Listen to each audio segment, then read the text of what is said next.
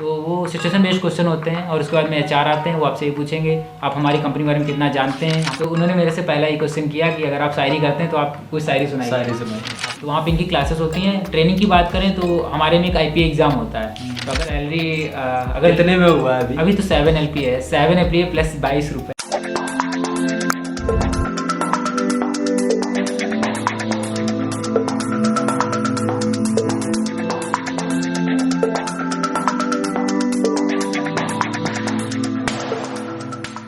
तो hello guys, welcome back to another new video. तो यार काफ़ी टाइम बाद ये मतलब इंटरव्यू वाली सीरीज स्टार्ट करने जा रहे हैं। हमारे साथ है फाइनल ईयर के सर दुर्गेश सर। तो अभी मतलब दुर्गेश सर का अभी फ़िलहाल में ही प्लेसमेंट हुआ है और मतलब काफ़ी अच्छा प्लेसमेंट हुआ है हमारे कॉलेज से, और काफ़ी और हमारे सीनियर सर हैं उनका भी प्लेसमेंट हुआ है। तो हमने अभी ये स्टार्ट करा है प्लेसमेंट वाला सीरीज़। तो अभी देखते हैं, और सर मिलेंगे तो हम उनका भी इंटरव्यू करेंगे। और मतलब ये प्लेसमेंट सीरीज़ बेसिकली स्टार्ट इसलिए है ना क्योंकि आपको मतलब काफ़ी हेल्प करेगी ये, मतलब जितनी भी प्लेसमेंट सीरीज़ हो रही हैं सर बताएंगे आपको बहुत सारी चीज़ें।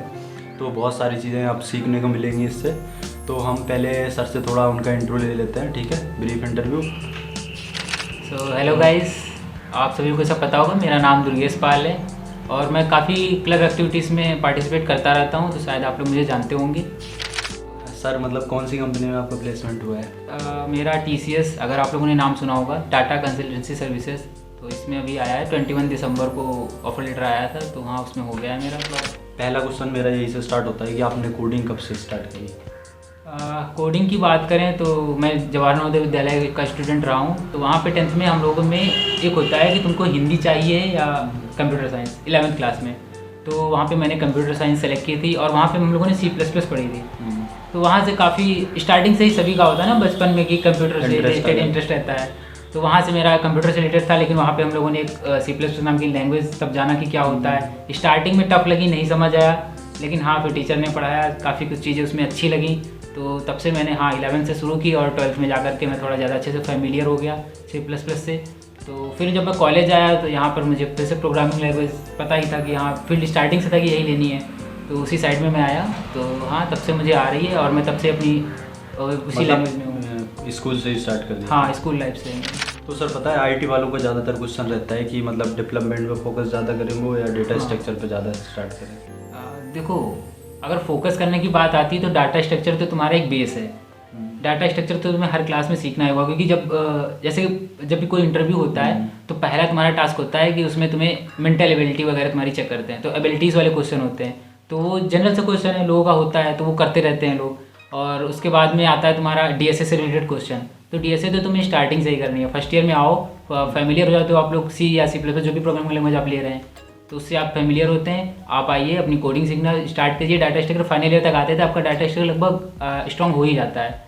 तो वहाँ तक आइए, अपना डाटा स्ट्रक्चर स्टार्ट करिए। बाकी डेवलपमेंट की बात रहती है तो आपके क्लास करिकुलम में भी वेब डेवलपमेंट वगैरह होता है। तो ये तो बेसिक चीज़ें हो गई हैं। वेब डेवलपमेंट तो बिल्कुल बेसिक लेवल होता है कि ये तो आपको आना ही चाहिए। फिर आप डेटा स्ट्रक्चर पे चलिए। हाँ, तो डेटा स्ट्रक्चर पे जाइए। तो डेटा स्ट्रक्चर आप साइड में साइड करते रहिए, और प्लस वेब डेवलपमेंट आपको सेकेंड ईयर में कुछ प्रोजेक्ट्स मिलते हैं, थर्ड ईयर में करने होते हैं, तो उनको साइड में आप सीखते रहिए। तो ये नहीं है कि आपको डाटा स्ट्रक्चर सीखना है या डेवलपमेंट सीखना है, इंपॉर्टेंट दोनों है, बट डाटा स्ट्रक्चर आपको पैरेलल में हमेशा चलाते रहना है। और डेवलपमेंट आपको प्रोजेक्ट्स वगैरह वो इंटरेस्ट आता है, जैसे डेवलपमेंट आप कर रहे हैं तो आपको अपने आप ही इंटरेस्ट आता जाएगा। तो हाँ, दोनों चीज़ें इंपॉर्टेंट रखती हैं। तो सर मतलब अब ये होता है ना, जैसे हमने प्लेसमेंट की तैयारी स्टार्ट कर दी तो फिर उसका प्रोसेस होता है, अप्लाई कैसे करा आपने कंपनी में जैसे? हाँ देखो, हम लोगों का ये क्वेश्चन रहता है। मैं भी जब थर्ड ईयर में था तो मैं भी अपने सीनियर से ये पूछता था कि सर आप लोगों को ये पता चलता है कि इस कंपनी की जॉब्स अब आई हैं। तो मैं भी, जैसा सर ने हमसे आप बोला था ये आंसर कि जब फाइनली में आओगे तो आपको पता चल जाएगा। आप खुद उस चीज़ों पे आकर के ढूंढना स्टार्ट कर देते हो कि कहाँ से कंपनियाँ मिल रही हैं। तो आप इंस्टाग्राम पे जाते हैं, अभी आप इंस्टाग्राम का यूज़ सिर्फ आपस में बात करने के लिए यूज़ कर रहे हैं, रील्स देखने के लिए। हाँ, रील्स वगैरह। लेकिन जैसे ही आप फाइनल ईयर में आएंगे आप खुद अपने आप से मोटिवेट हो जाएंगे, तो आप वहाँ पर खुद ही फॉलो करेंगे जॉब ड्राइव्स। ऐसे कुछ चैनल हैं, जॉब ड्राइव है, जॉब फॉर फ्रेशर्स, कई सारे चैनल हैं, आपको पता चलता है। हाँ, तो इंस्टाग्राम हो गया और लिंक्डइन, आप सबको पता है प्रोफेशनली में आप लोग अगर हैं इस फील्ड में तो लिंक्डइन पे आपकी आईडी होगी। वहाँ पर कई सारी जॉब्स अप्लाई भी आप डायरेक्ट कर सकते हैं, और बहुत से HR लोगों से कनेक्ट होकर के आपको पता चल जाएगा कि कब किस समय कौन सी जॉब निकल रही हैं वहाँ से। और प्लस एक टेलीग्राम वगैरह चैनल होते हैं, व्हाट्सएप ग्रुप्स वगैरह हैं, तो यहाँ के ग्रुप से आपको पता चलता रहेगा। तो सर मतलब एक और क्वेश्चन रहता है कि जैसे मतलब इंटर्नशिप कैसे करें, कई लोगों को रहता है कि इंटर्नशिप कहाँ से करें, मतलब तो तो अगर इंटर्न से रिलेटेड बात करें तो हाँ, काफ़ी टफ रहता है हमारे लिए ढूंढना, क्योंकि जब भी हम कहीं अप्लाई करते हैं तो मैक्सिमम हम लोगों के साथ यही होता है कि रिजेक्शन आता है। मैंने भी कई बार अप्लाई किया तो रिजेक्शन आया, बट एट द एंड आपको थर्ड ईयर तक एक ना एक इंटर्नशिप तो ढूंढनी रहती है। तो जैसा मेरे केस में बात करें, मैंने भी ढूंढी तो काफ़ी जगह पे आया था कि rejection, but at the end एक मशीन लर्निंग से रिलेटेड अगर कहाँ पे करी? हाँ, तो वो AKTU की तरफ से फॉर्म आया था, हमारा जो AKTU है लखनऊ का जो मेन ब्रांच, तो वहाँ पे है कैश सेंटर एडवांस स्टडीज़। तो वहाँ पे हम लोगों ने फॉर्म फिल किया, प्रोजेक्ट आया, उसको दिया, फिर इंटरव्यू हुआ और फिर वहाँ सिलेक्शन हो गया। तो इस तरह से आप लोग लगे रहिए, कहीं ना कहीं आपको इंटरव्यू मिल जाएगी। तो सर वैसे पता है कि मतलब अपने कॉलेज में CGPA थोड़ा वो चला जाता है कि UCT में कम नंबर आते हैं, वो होता है, तो मतलब CGPA मैटर करता है प्लेसमेंट में या नहीं करता है?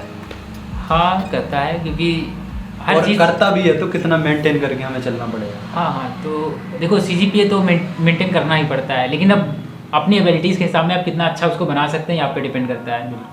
अगर एवरेज की बात करें तो हम इतना तो स्टार्टिंग से बना के रखना है कि 7+ हो, हमारा CGPA 7+ तो होना ही चाहिए। बाकी ट्राई करो 6 से नीचे तो बिल्कुल ना गिरे, और 6+ रहे, 7+ रहे तो एवरेज है, 8+ रहे तो तुम्हारे लिए बेस्ट है, इतना काफ़ी है।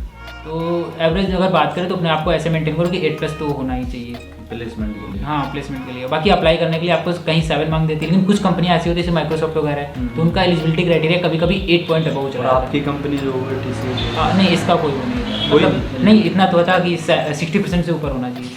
तो सर मतलब कंपनी का प्रोसेस क्या था आपका जो हाँ। उसमें हुआ है प्लेसमेंट? तो अगर बात करें TCS में कैसे होता है, तो ये हर साल होता है, आप लोगों को बैच में भी आएगा, तो 24 बैच, 25 बैच, तो हमारे बैच में आया था 23 बैच के लिए। फॉर्म आता है, फॉर्म फिल कीजिए, एग्ज़ाम होगा, तो आप लोगों को एग्ज़ाम देना है, इसके बाद में इंटरव्यू कॉल आएगी। अब वहाँ पे 2 रोल होते हैं, एक डिजिटल, एक निंजा। तो डिजिटल का पैकेज थोड़ा हाई होता है और निंजा का उसका हाफ होता है। तो डिजिटल के लिए अगर आपके वहाँ पे क्वेश्चंस अच्छे हुए होंगे तो आपको डिजिटल के लिए आएगा, जैसा भी आपको इंटरव्यू कॉल आए, डिजिटल के लिए आएगा या निंजा के लिए आएगा। डिजिटल का थोड़ा इंटरव्यू प्रोसेस हार्ड होता है, उसमें इंटरव्यू तुम्हारे ज़्यादा होंगे। तो मेरे केस में ऐसा ही था कि मुझे ऐसा लग रहा था मेरा निंजा में सिलेक्शन हुआ है, क्योंकि मेल में नहीं लिखा था कि क्या है। तो नॉर्मल मैं तो इसके लिए बैठा था कि निंजा का होने वाला है, लेकिन मैं एकदम से शॉक हो गया जब मेरे सामने 3 इंटरव्यूअर आए, तो पता चला कि मेरा डिजिटल का है, तो मुझे एकदम से प्रिपेयर होना पड़ा। तो वहीं के वहीं मेरा डिजिटल का इंटरव्यू हो गया और इनफैक्ट मेरा हो गया फिर। तो सर मैंने ज़्यादातर देखा है कि मतलब ज़्यादातर लोग कहते हैं कि कोई तुम्हारा रेफरल हो वगैरह, कोई तुम्हारा कंपनी में हो तो वो तुम्हें करवा देता है हेल्प कंपनी में, लेकिन मतलब क्या ये ज़रूरी है या फिर आपका किसके थ्रू हुआ है? देखो, हर कंपनीज़ की अपनी अपनी डिमांड होती है। तो जैसे अगर TCS की बात करें तो वो तो उसका आपके रिज्यूमे से इतना मतलब नहीं होता है, रेफरल तो कोई चीज़ ही नहीं होती है इसमें, ठीक है। तो आप एग्ज़ाम दीजिए, आप एग्ज़ाम पास क्वालिफाई किए हैं तो अपना एक रिज्यूमे होता है, रिज्यूमे उनको दीजिए, फिर रिज्यूमे में जो भी आपकी स्किल्स होंगे उसके अकॉर्डिंग आपसे क्वेश्चन पूछे जाएंगे। तो उसमें तो रिज्यूमे का बस इतना रोल है कि आपके अंदर क्या स्किल्स हैं। लेकिन अगर बात करें रेफरल वाली, तो हाँ, काफ़ी मायने रखता है। कई कंपनीज ऐसी होती हैं जो रेफरल के थ्रू आपको एक एडवांटेज मिल जाता है कि हाँ, आप डायरेक्ट इंटरव्यू के लिए सेलेक्ट हो जाते हैं, या तो फिर आपको एक एडवांटेज मिल जाता है कि हाँ, आप हमारे कंपनीज में आकर के इंटरव्यू दे सकते हैं। तो मैटर करता है मतलब हाँ, प्लेसमेंट में रिज्यूमे काफ़ी मैटर करता है, और रेफरल भी? हाँ, रेफरल भी, लेकिन वो कंपनीज पे डिपेंड है कि वो रेफरल के थ्रू ले रही हैं या। हाँ, तो सर हमारा नेक्स्ट क्वेश्चन ये है कि मतलब जैसे इंटरव्यू में जाते हैं हम, तो इंटरव्यू में किस टाइप के क्वेश्चन पूछते हैं? जैसे नॉर्मल इंटरव्यू तो हो गया, हम यहाँ देते रहते हैं, बट लेकिन वहाँ प्लेसमेंट में किस टाइप के क्वेश्चन पूछते हैं? हाँ, तो ये भी डिपेंड करता है कि हम किस कंपनी में इंटरव्यू दे रहे हैं। तो जैसे मेरा भी एक मेटाक्यूब में हुआ था, तो उस कंपनी में वो टेक्निकल इंटरव्यू था, तो उस टेक्निकल इंटरव्यू में बस मुझसे 1 घंटे तक पूरे टेक्निकल क्वेश्चन ही पूछे गए। वो हमको कोडिंग के क्वेश्चंस लगाने को दी जाती हैं, हमसे उसकी अप्रोचेस पूछी जाती हैं कि तुम क्या एल्गोरिदम लगा रहे हो, और तो ऐसे ही कुछ क्वेश्चन पूछे जाते हैं। लेकिन जैसे दूसरी कंपनी की बात करें TCS में, तो पहले उसमें 3 राउंड थे, एक HR, एक TR और एक MR। HR सबसे पहले होता है हमारा TR मीन्स टेक्निकल। तो टेक्निकल में बात करें तो वही कोडिंग से क्वेश्चन रिलेटेड। तो अगर आप इस फील्ड से हैं तो आपको पता होगा ऊप्स बहुत ही ज़्यादा मायने रखता है, तो हमसे ऊप्स के क्वेश्चन पूछे जाते हैं। और ऐसे ही टेक्निकल में तुम्हारा प्रोजेक्ट क्या है, प्रोजेक्ट बहुत मायने रखते हैं कि प्रोजेक्ट में आपने क्या स्किल्स उसमें एक्वायर किए हैं और आपको आता है कि नहीं प्रोजेक्ट की एक चीज़, तो आपका प्रोजेक्ट ओपन करा के उसके बारे में पूछते हैं। और फिर अगर बात करें TR की, तो नहीं, उसके बाद में MR हुआ था। तो MR में हमसे मैनेजमेंट स्किल्स वगैरह, मैनेजरियल स्किल्स वगैरह पूछी जाती हैं। तो उसमें आपसे जेन्युइन से क्वेश्चन होते हैं कि आप हमारी कंपनी में मीन्स अगर आपके सामने ऐसी सिचुएशन आई तो आप क्या करना चाहेंगे। तो वो सिचुएशन बेस्ड क्वेश्चन होते हैं। और उसके बाद में HR आते हैं, वो आपसे ये पूछेंगे आप हमारी कंपनी के बारे में कितना जानते हैं, हमारी कंपनी ही क्यों ज्वाइन करना चाहते हैं, ऐसे नॉर्मल से क्वेश्चन। हाँ, तो आपको लगभग सारी फील्ड में होना चाहिए, तो आप आंसर देंगे। और एक चीज़ और ऐड करना चाहूँगा कि एक बात होती है हमारे अंदर कि एक्स्ट्रा करिकुलर की, तो अगर इंटरव्यूज़ में वो हमारे में किस तरह से हेल्प करता है। तो अगर मैं अपने इंटरव्यू की बात करूं तो मेरी एक्स्ट्रा स्किल्स में एक ये था कि मैंने रिज्यूमे अपने मेंशन रखा था कि मैं शायरी वगैरह करता हूं। तो जब मेरा मैनेजर राउंड चला तो उन्होंने मेरे से पहला ही क्वेश्चन किया कि अगर आप शायरी करते हैं तो आप कोई शायरी सुनाइए। अब तो वो हम भी सुनेंगे गाइस। हाँ ठीक है, सुनाएंगे, लेकिन मीन्स मेरा इसके पहले टेक्निकल राउंड था तो काफ़ी मैं डरा हुआ होता नहीं थोड़ा सा स्टार्टिंग में होता है। तो हाँ बस थोड़ा सा नर्वस टाइप में था। लेकिन जैसे ही मेरा MR राउंड आया और सर ने मुझसे शायरी सुनाने को बोला, मैंने शायरी सुनाई। उसके बाद वहाँ पे सब माहौल जो था एक फ्रेंडली माहौल हो गया। तो सर उसके बाद जो HR और MR के क्वेश्चन थे वो सब मेरे को ईजी से लगने लगे। मैंने हंस हंस के जवाब दिए, तो इससे मेरा जो कॉन्फिडेंस था वो काफ़ी बूस्टअप हो गया। और उन्होंने इसके लिए मुझे बाद में जब मैंने उनसे फीडबैक मांगा तो उन्होंने बोला भी कि हाँ तुम्हारे अंदर जो ये स्किल अच्छी थी कि तुमने कॉन्फिडेंट होकर सारे जवाब दिए। तो हाँ, एक स्किल ऐसी मायने रखती है जो आपको इंटरव्यू को खींचती है तुम्हारी तरफ कि हाँ हम इस पर भी क्वेश्चन कर सकते हैं। मतलब कॉन्फिडेंस बहुत ज़रूरी है किसी भी इंटरव्यू। हाँ, इंटरव्यू में कॉन्फिडेंस बहुत मायने रखता है कि सामने वाले आपकी कॉन्फिडेंस के बेस पे आपको जज कर लेते हैं कि आप कैसा वर्क करेंगे। तो सर मतलब आपका जब प्लेसमेंट हो गया अभी, तो अब मतलब आपको कितने महीने बाद आपका वो होगा, मतलब जो कंपनी में अपॉइंटमेंट वगैरह होगा? हाँ। और मतलब ट्रेनिंग होती है वहाँ पे, कैसा सीन होता है वहाँ पे? या शुरुआत में जैसे मान के चलो ऐसा होता है कि मैंने कई सीनियरों से बात करी थी तो वो कह रहे थे कि प्लेसमेंट हो जाता है बट हमारी क्या पता ऑनलाइन ही चलती रहे ट्रेनिंग 2-3 महीने या 3 महीने, और सैलरी मिलती है या नहीं, क्या होता है सीन? तो ये सब वेरी करता है तुम्हारी कंपनीज़ के ऊपर कि कौन सी कंपनी कैसा कर रही है। तो अगर बात करें मेरी कंपनी की TCS की, तो इनके कुछ प्रोग्राम्स होते हैं एक्सप्लोर नाम का इनका एक प्लेटफॉर्म है। तो वहाँ पे इनकी क्लासेस होती हैं। ट्रेनिंग की बात करें तो हमारे में एक IPA एग्ज़ाम होता है। तो अगर इस IPA एग्ज़ाम में आपके 85+ मार्क्स आते हैं तो जो आपकी ट्रेनिंग वहाँ पे 1 महीने की होती है वो रिड्यूस करके आपकी वन वीक की कर दी जाती है। तो मेरे केस में तो ऐसा है कि अभी कोर्स हम लोग को दिया गया है, हम लोग उनके प्लेटफॉर्म से पढ़ते हैं, उनकी क्लासेस चलती हैं, वो कर रहे हैं। तो अगर वहाँ पे मेरे मार्क्स, फिर IPA का एग्ज़ाम है मेरा 29 जनवरी को, अगर उसमें मेरे 85+ मार्क्स आते हैं तो हाँ मेरी ट्रेनिंग वो 1 वीक की होगी, वरना मुझे जा करके 1 मंथ। लेकिन मेरी जो सैलरी होगी वो वहाँ पे सेम होगी, मतलब 1 मंथ की भी मिलेगी। 1 मंथ की भी वो मुझे मिलेगी। लेकिन TCS के केस में ऐसा है, बाकी कंपनीज कुछ ऐसा होता है कि वो उनको स्टार्टिंग में बता देंगे कि ट्रेनिंग में हमारी स्टाइपेंड इतना है और तुम्हारी सैलरी इतनी है। तो डिपेंड करता है कंपनी। सैलरी बताना चाहेंगे? सैलरी अगर कितने में हुआ है अभी तो 7 LPA है, 7 LPA प्लस 22 रुपये। और मतलब सर 22 रुपये है तो मतलब कितना स्टार्ट होता है? जैसे कि होता नहीं कि काट के देते हैं। हाँ काट के तो जैसा मैंने YouTube वीडियोस देखा है तो उन्होंने बताया कि मेरे को 5.98 इतना LPA मिलेगा। इतना मिलेगा, मतलब वो अपना जाएगा वो? हाँ वो बाद में, वो बाद में मिल जाएगा जैसा भी होगा, कटता रहता है PF वगैरह। तो सर मतलब मेरा एक क्वेश्चन है कि हाँ मतलब कोडिंग से ही प्यार होता है कोडिंग वाले को, या किसी और से भी प्यार होता है?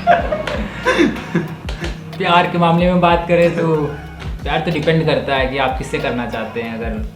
अगर आप कोडिंग से भी कर सकते हैं, ज़रूरी नहीं कि एक ही इंसान से हो। आपको अगर इंसान से करना है इंसान से कर लीजिए, कोडिंग से करना है कोडिंग से कर लीजिए, वो तो हमारे लगाव की बात है। इंसान जरूरी है कोडिंग जरूरी है? मेरे मायने में अगर रियल लाइफ से बात करें तो इंसान ज़रूरी है, और प्रोफेशनल लाइफ से बात करें तो कोडिंग भी ज़रूरी है। तो मुझे तो प्यार दोनों से है। सही है। तो सर मेरा क्वेश्चन ये है कि मतलब कई बंदे आ गए ना REC बिजनौर में, जैसे एडमिशन ले लिया हमने। हाँ। तो कई लोगों फर्स्ट ईयर वालों का ही मतलब क्वेश्चन रहता है कि जैसे इंटर करेंगे हम तो उन्हें लगता है कि REC से तो यार प्लेसमेंट हो ही नहीं सकता हमारा। कई लोगों को ऐसा लगता है कि REC में आ गए तो अब तो हमने छोड़ ही दिया। तो REC से ही ऐसा ही सोचना ज़रूरी है क्या उनके लिए, मतलब कि? नहीं, अगर प्लेसमेंट की बात करें तो हाँ टायर 3 कॉलेजेस में थोड़े कम होते हैं, लेकिन अब आपकी एबिलिटी अच्छी थी, आप टायर 3 में आए तो इससे आपको अफसोस नहीं करना चाहिए। आप अपने 4 साल अच्छे से यूटिलाइज करिए कोडिंग के ऊपर। अगर आप जिस फील्ड में भी हैं, जिस ब्रांच से भी हैं, आप अपनी ब्रांच में अच्छे से पढ़ाई करिए और एट द एंड आपको कुछ ना कुछ मिल जाएगा। ऐसे अगर बात करें, हाँ लोग कहते हैं कि हमारे कॉलेज से नहीं होता, तो अगर इस टाइम की बात करें तो अभी तो रेसेशन चल रहा है तो काफ़ी इफेक्ट डाल रहा है। हमारे बैच में ही हम लोग काफ़ी डरे हुए थे कि हम लोगों में एग्ज़ाम हो रहा है तो कोई इंटरव्यू पोस्टपोन कर दे रहा है, कोई एग्ज़ाम ही नहीं करा रहा है, तो काफ़ी कुछ ऐसी सिचुएशन आई। लेकिन जब 21 दिसंबर को मेरा आया और 1 वीक बाद मेरे फ्रेंड लोगों का आया, जब ऑफर लेटर आने लगा तो हम लोग को थोड़ी राहत मिली कि हाँ हमारे बैच में भी आने लगे। हाँ कॉलेज डिपेंड करता है, बट आप अपने स्किल्स पे ध्यान दीजिए, फिर आपको कॉलेज कोई मैटर नहीं करता। बहुत से एग्जांपल आपके पास ऐसे हैं जो हाँ टायर 3 कॉलेज से हैं लेकिन वो आज गूगल में प्लेस्ड है। एग्जांपल आपको बहुत से ऐसे मिले। मैंने REC सोनभद्र का देखा। हाँ उसका अमेजन में हुआ है। हाँ तो ये मतलब वो डिपेंड नहीं करता है, डिपेंड कॉलेज नहीं करता, आपकी स्किल करती हैं। लेकिन हाँ अगर आप कितना सीख रहे हैं। हाँ तो वो तो पता है सर हमारे मतलब फाइन आर्ट क्लब में भी हैं और मतलब काफ़ी शायरी भी आती है सर को, मतलब हमारे कॉलेज में जितना है ना, तो शायरी का इन्होंने जुम्मा उठा रखा है पूरा वाला। तो अभी सर से करते हैं हम थोड़ा कि एक आध दो शायरी सुना दें हमें। हाँ, शायरी सुनाते हैं, बट हाँ उसके पहले आपको क्लब के बारे में कुछ बताना चाहेंगे कि देखो कॉलेज लाइफ में जब आप आते हैं तो आपके दिमाग में सबसे पहले ये रहता है कि आपको यहाँ पे आके एक्सप्लोर करना है जितना से ज़्यादा आप कर सकें। तो उसके लिए आपके पास कॉलेज में क्लब्स होते हैं। जब मैं आया तो यहाँ पे एक गूगल डेवलपर स्टूडेंट क्लब था, तो मैं उसमें भी एक वेब डेवलपमेंट लीड पे हूँ। तो हाँ ठीक है, आप कॉलेज आएँ, अच्छे से पार्टिसिपेट करें जितने भी क्लब्स हैं। और साथ ही साथ जैसे फाइन आर्ट्स का है, photography and fine arts club, तो उस क्लब से भी मुझे काफ़ी कुछ सीखने को मिलता है, कम्युनिकेशन स्किल्स हमारी इंप्रूव होती हैं। तो क्लब्स वगैरह में भी हमें पार्टिसिपेट वगैरह करना चाहिए, जितने भी एक्टिविटीज़ हो रही हैं वहाँ पर आना चाहिए। तो हाँ, और साथ ही साथ जो मैं शायरी का बात करना चाहूँगा, मैं कॉलेज में आके ही मैक्सिमम स्टार्ट किया हूँ। तो यहीं से मैंने अपने सीनियर्स को देखा, वो भी शायरी करते थे, तो काफ़ी कुछ सीखने को मिला। रजत सर हो गए हमारे। हाँ, रजत सर थे। वो अब तो जूनियर भी करने लगे हैं। हाँ, जूनियर भी कहीं हैं। तो हो जाए फिर। तो अगर शायरी की बात करें तो हाँ, मेरी 2022 की सबसे अच्छी शायरी रही है और मैक्सिमम टाइम मैं यही सभी को सुनाता हूँ। तो तुम लोगों ने भी सुनी होगी कई बार, मैंने सुना है, लेकिन ऐसे नहीं। हाँ, यूट्यूब पे नहीं गई होगी ना। हाँ, तो यूट्यूब पे ठीक है, तो लाइक कमेंट सब्सक्राइब कर देना भाई के चैनल को। तो सुनाना चाहेंगे, कैसे लिखा है कुछ कि सुनो ख्याल रखा करो अपना, सुनो ख्याल रखा करो अपना, दास्ताए ज़िंदगी की खूबसूरत तस्वीर हो तुम, मेरी हसरतें मेरे अरमान मेरा वजूद हो तुम। इन दिनों मेरी ताकत, इन दिनों मेरी ताकत मेरे कलम और कागज़, उन पर बिखरे मेरे कीमती अल्फाज हो तुम। सुनो ना, सुनो ना, ध्यान रखा करो अपना, मेरे जीने का जरिया मेरा मुकाम हो तुम। हाँ, मेरा मुकाम हो तुम। कमेंट में बताना कैसी लगी, ठीक है आपको शायरी। हाँ तो सर आप मतलब जितना मुझे शायरी लिखते हैं, सर खुद ही शायरी लिखते हैं, मैंने देखा है इंस्टाग्राम पे भी। तो मतलब आप कहना चाहेंगे कुछ? हाँ, अगर आपको मेरी शायरीज़ वगैरह पढ़नी है या जो भी है, तो या तो फिर आप मेरे पर्सनल अकाउंट पे चले जाइए, या तो फिर एक मैंने देसी स्याही यूज़र नेम से बना हुआ है जिसका नाम है आर्डर डायरीज़। नहीं, मैं लिंक डिस्क्रिप्शन में भी डाल दूंगा, तो आप वहाँ से चेक कर लेना, ठीक है। हाँ, तो वो पेज को फॉलो, वो मेरा पेज है, तो वहाँ से आप मेरी शायरीज़ को पढ़ सकते हैं। काफ़ी अच्छी लिखते हैं, मैंने वो पढ़ी है, ठीक है। तो सर आपका वैसे कॉलेज में कहाँ फेवरेट जगह कोई हो वगैरह? अगर फेवरेट जगह की बात करें तो हाँ, मुझे घूमना अच्छा लगता है। जब जाओ यहाँ पे रोड गार्डन में बैठ करके, ऐसे ठंड है इस समय, तो ठंड में हम लोग धूप में बैठते हैं। वो तो फिर आजकल जो मैं देखता हूँ, सिंगल लोग भी तो कम बैठते हैं वहाँ पे। हाँ, सिंगल नहीं, एक दोस्त, सिंगल नहीं कह सकते कि अकेला वहाँ पे ज़्यादातर शायद ही कोई बैठता हो। सही बात। लेकिन लोग अपने दोस्तों के साथ बैठते हैं, तो वो भी सिंगल ही नहीं है, अपने एक ग्रुप के साथ बैठे हुए हैं। तो वो जो मोमेंट्स होते हैं वहाँ पे, मेमोरीज बनाना बैठ के फ्रेंड्स के साथ में, तो वो काफ़ी कुछ हम लोग मिस भी करने वाले हैं। तो हाँ, काफ़ी अच्छी अगर हमारी यादें रहेंगी तो वो एक ग्राउंड पर बैठ करके हम लोग जो हाँ आपस में मज़े करते हैं दोस्त लोग, वो मुझे सबसे अच्छा लगता है। तो पता है अब मतलब काफ़ी सारे क्वेश्चन हो गए हमारे, और बहुत सारे क्वेश्चन हो गए जैसे, और अब और भी अगर डाउट आ रहे हो ना किसी को, तो कमेंट में ज़रूर बताते रहना, ठीक है। क्योंकि सर तो अभी हैं बहुत टाइम के लिए यहाँ पे, और हमारे सर भी हैं, तो अभी इंटरव्यू उनके भी लेंगे अपन, तो सारे डाउट आपके क्लियर हो जाएंगे। तो ज़्यादा से ज़्यादा कमेंट कर दिया करो, ठीक है, क्योंकि आप जितना डाउट पूछोगे ना तो उतने सही रहेगा आपके लिए भी, और आपको हेल्प भी करेगा, ठीक है। तो अब लास्ट में हम सर से पूछ लेते हैं कि कोई हमारे जूनियर्स के लिए वो क्या मैसेज देना चाहते हैं और क्या कहना चाहते हैं। तो जूनियर्स के लिए बात करें तो पहला तो मैं यही कहना चाहूँगा, आप फर्स्ट ईयर में आते हैं, कॉलेज में आइए, मैक्सिमम क्लब में पार्टिसिपेट कीजिए, जितनी भी एक्टिविटीज़ हो रही हैं वहाँ पर जाकर के परफॉर्म करिए, उससे आपको कॉन्फिडेंस आता है, कम्युनिकेशन स्किल्स आपकी स्ट्रांग होती हैं। और हाँ, एक बात ये कि आप जितने से जितने ज़्यादा लोगों से कॉन्टैक्ट बना सकें, तो हाँ अपने एक जो भी कम्युनिकेशन ग्रुप है उसको आप इंक्रीज़ करिए, ज़्यादा से ज़्यादा लोगों से मिलिए। और फिर आप सेकेंड ईयर में जैसे ही आए थोड़ा सीरियस हो जाइए, प्रोग्रामिंग स्किल्स पे ध्यान देने लीजिए, और थोड़ा कोडिंग डाटा स्ट्रक्चर वगैरह सीखने लगिए। और थर्ड ईयर तक आते आते आपके पास प्रोजेक्ट्स अच्छे होने चाहिए, किसी एक फील्ड को चुन लीजिए, उस पर अपने प्रोजेक्ट बना लीजिए। और फाइनल ईयर में आकर के आपके पास ऐसा ना हो कि आपको कई सारी चीज़ें लैग कर रही हैं, ताकि फाइनल ईयर में आप अच्छे से इंटरव्यूज वगैरह दे सकें, आप पूरी तरह से प्रिपेयर हों। हाँ, अगर बात करूँ मैं अपनी, तो मैं भी थर्ड ईयर के पहले काफ़ी कुछ नहीं करता था कोडिंग वगैरह, तो थर्ड ईयर में हल्की सी स्टार्ट की, और लेकिन जो हमारा मेन जो फ्लो आता है वो फाइनल ईयर में ही आता है, कि हमें तब पता चलता है, चीज़ें क्लियर होती हैं कि अब हमें क्या करना है। तो उस टाइम में हम लोग फाइनल ईयर में तो हमको रेगुलरिटी बन जाती है, लेकिन उसके पहले आप ट्राई करिए कि हाँ थोड़ा बहुत चीज़ें देखते रहिए। ये है कि आपको रूम पे बैठ करके खाली नहीं बैठना है, कुछ ना कुछ सीखते रहिए, चाहे वो एक्स्ट्रा स्किल्स हो, चाहे वो आपकी कोडिंग स्किल्स हो। कॉलेज लाइफ ऐसे ही वेस्ट नहीं। हाँ, ऐसे नहीं वेस्ट करने की बेड पे आप लेटे हुए हैं बस। तो कुछ भी सीखिए, कुछ भी करिए, हर फील्ड में मतलब। आप जाइए, हर फील्ड और- में अपने आप को एक्सप्लोर करें। तो गाइज आज हमने का बहुत सारे क्वेश्चन कवर कर लिए इस इंटरव्यू में, और आई होप कि ये वीडियो बहुत ज़्यादा आपको हेल्प करेगा। तो सर थैंक यू आपका, कि सर को मैंने बताया ना, ज़्यादा कुछ वो करा नहीं है, कल शाम को ही करा था, बोला था, सर ने तुरंत हाँ कर दिया और हमने तुरंत इंटरव्यू कर लिया। ज़्यादा कुछ प्रिपेयर करा नहीं, क्योंकि जनरल से कॉमन से क्वेश्चन सभी स्टूडेंट के ही होते हैं ज़्यादातर, और मतलब जो है तो ये बहुत ज़्यादा आपको फ़ायदा करेगा ज़रूर। तो सर हाँ ठीक है गाइस, तो अच्छे से आप तो- पढ़ाई करिए और बस यही कहना है कि बाकी मज़े करिए, एंजॉय वो करिए। ज़्यादा शेयर कर दिया करें ताकि कि सब तक हाँ। पहुंच जाए चीज़ें, ठीक है ना। बाकी क्योंकि हाँ। आपके लिए है यार ये सब, मुझे थोड़ा मज़ा आता है, मतलब मज़ा आता है, लेकिन मेरे लिए भी ठीक है और आप सबके लिए भी बहुत ज़्यादा ठीक है, क्योंकि फर्स्ट ईयर स्टूडेंट आते हैं तो हमें भी कुछ पता नहीं रहता ज़्यादातर जब हम आए थे।